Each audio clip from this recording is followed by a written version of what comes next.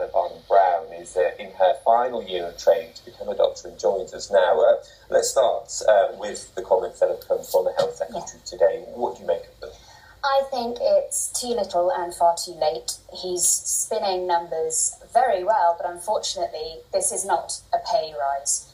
We are seeing such huge swinging cuts across the health service that actually, if anything, this is a pay cut. So yes, I think at the moment it's spin to try and get the public against junior doctors as they come up to ballot action. It is a complicated story, but he says, only those doctors that are working more than 56 hours a week will actually be worse off under this new deal. And actually, you have to ask the question, if a doctor's working more than 56 hours in a week, is that right anyway? We don't want doctors to be working more than 56 hours in a week. In fact, the BMA has been very clear that this is a matter of patient safety. And for most junior doctors in the country, this is not about money. This is about whether or not we can treat our patients in the safest and best way possible. And the problem is that Jeremy Hunt is also removing the safeguards that currently stop trusts from making us work too many hours. Currently, they have to pay extra if we do. He's removing those safeguards, and he hasn't come up with an alternative to say how he's going to stop us from working these extra hours. So at the moment, it's all words and very little action. Is the government wrong to be focusing on doctors working extra hours when it comes to improving health services? There is a suggestion that there is evidence to say that mortality rates are higher at the weekend, and actually if more doctors were working at the weekend, that would be improved. All of these statistics that Mr Hunt is stating are widely believed to be very much spun and misreading into the papers that he's actually quoting.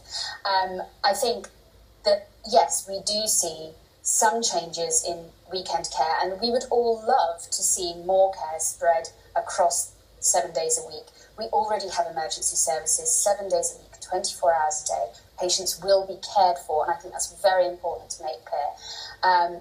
But at the moment, we need to know that the services he wants to increase, he wants to bring in at the weekends, are not going to leave junior doctors who are already spread very thinly being spread even thinner. And that's the risk. He's not increasing resources. He's not increasing numbers of doctors. He's trying to make us work even more, and that's going to affect patient care. Okay, so as someone who is about to enter the profession full-time in a permanent kind of finished training way, what are your concerns? What do you think is going to happen? It's utterly terrifying to be entering the profession at the moment, if I'm honest. I have no idea what my wages will be. I have no idea what my hours will be.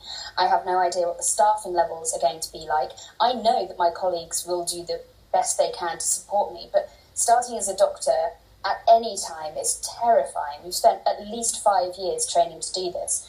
And so to be entering in such a state of flux, not knowing anything about the job I'm going to be doing, is really worrying. And as a result, I know a lot of my colleagues are looking to work elsewhere.